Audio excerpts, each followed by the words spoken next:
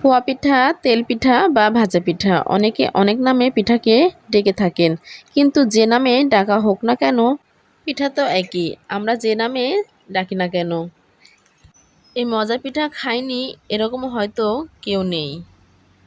আজকে আমি এই মজার পোয়া পিঠা আপনাদের সাথে শেয়ার করছি। আমার কাছে মনে হয় এই পিঠাটা বানানো অত্যাধিক সহজ। শুরু থেকে একটু মনোযোগ দিয়ে বানালে পিঠাটা খুব সুন্দরভাবে বানানো যায়। আজকের এই পোয়া পিঠাটা আমি বানাবো না, বানাবে আজকে আমার শাশুড়ি মা। আমার শাশুড়ি মা আমাদের বাসায় বেড়াতে এসেছে। তার ছেলে আবদার করেছে মায়ের হাতে পোয়া পিঠাটা খাবে। আমার শাশুড়ি মা তার ছেলের আবদার পূরণ করার জন্য পিঠাটা বানাচ্ছে। আমি তাকে সাহায্য করছি। পোয়া পিঠা বানানোর জন্য আমি এখানে নিয়েছি চাউলের গুঁড়া। আমার চাউলের গুঁড়াটা ভিজা, আমি ফ্রিজে রেখেছিলাম। সেই ফ্রিজে রাখা চাউলের গুঁড়াটা দিয়েই আজ পোয়া পিঠা বানানো হবে। এখানে 1.5 কাপের মতো চাউলের গুঁড়া নেওয়া হয়েছে। আমার শাশুড়ি ভিজা চাউলের গুঁড়ার জন্য ঠিক এভাবে বানাচ্ছে। পানিটা আগে দিচ্ছে না, সে বুঝে নিচ্ছে যে পানি পরিমাণ কতটুকু লাগবে এই ভিজা চাউলের গুঁড়াতে। সেজন্য সে আগেই ভালো করে হাতের সাহায্যে মাখিয়ে নিল, তারপরে পানি সে অ্যাড করছে। পোয়া পিঠা বানানোর জন্য অবশ্যই কুসুম গরম পানি ব্যবহার করতে হবে। ঠান্ডা পানি ব্যবহার করলে পোয়া পিঠাটা ভালো হবে না। বারবার অল্প অল্প পানি অ্যাড করে ব্যাটার তৈরি করে নেওয়া হচ্ছে। এভাবে হাতের সাহায্যে ব্যাটারটা তৈরি করে নেওয়া হচ্ছে। ভালোভাবে হাতের সাহায্যে ব্যাটার তৈরি করছে যেন ব্যাটারে লাঞ্চ না থাকে।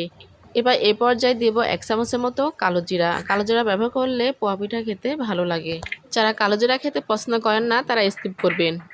এবার পোয়া পিঠা বানানোর জন্য কড়াইতে তেল দেওয়া হলো। তেলটা গরম হয়ে গেলে তার মধ্যে দেওয়া হচ্ছে ব্যাটার দিয়ে একটা একটা করে পোয়া পিঠা ভেজে নেওয়া হচ্ছে। ঠিক এভাবে পোয়া পিঠাগুলো ভেজে নিতে হবে। পিঠাগুলো দেখেন কত সুন্দর ভাগে ফুলকো হয়েছে। এভাবে ফুলকো করে পিঠাগুলো ভেজে নিতে হবে।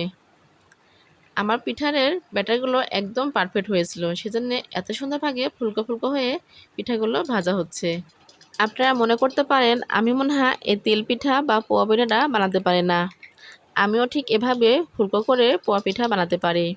আপনারা যদি আমার হাতে ফুলকো পোয়া পিঠা বানানো দেখতে চান তাহলে আমাকে কমেন্ট বক্সে কমেন্ট করে জানাতে পারেন। তাহলে আমি এই ফুলকো পিঠাটা আপনাদের বানিয়ে দেখাবো। আমার এই পোয়া পিঠাটা দেখতে যেমনই সুন্দর, খেতে তেমনই মজার হয়। উপরে একদম মচমচা, ভিতরে একদম ফাঁপা। ঠিক এভাবে এই পিঠাটা বানিয়ে আপনারা 3 থেকে 4 দিন রাখতে পারবেন। একদম ঠিক এভাবে ফুলকো থেকে যাবে। আমার আজকে পোয়া পিঠা রেসিপি যদি ভালো লাগে তাহলে বন্ধুরা লাইক, কমেন্ট, শেয়ার এবং সাবস্ক্রাইব করবেন। সাবস্ক্রাইব করে আমার রেসিপিগুলো দেখে নেবেন এবং ফ্রেন্ড বা ফ্যামিলির সঙ্গে শেয়ার করবেন। আমার আজকে ফুলকো ফুলকো পোয়া পিঠা রেসিপিটা কেমন হয়েছে আমাকে কমেন্ট বক্সে কমেন্ট করে জানাতে ভুলবেন না। আমার চ্যানেলে নিত্য নতুন রেসিপিগুলো পাওয়ার জন্য সাবস্ক্রাইবের পাশে থাকা বেল আইকনটি ক্লিক করবেন। তাহলে সবার আগে নতুন নতুন রেসিপিগুলো পেয়ে যাবেন। সবাই ভালো থাকবেন, সুস্থ থাকবেন। সবার সুস্বাস্থ্য কামনা করে আজকের মতো বিদায় নিচ্ছি। আবারও হাজির হয়ে যাব নতুন নতুন রেসিপি নিয়ে। আল্লাহ হাফেজ।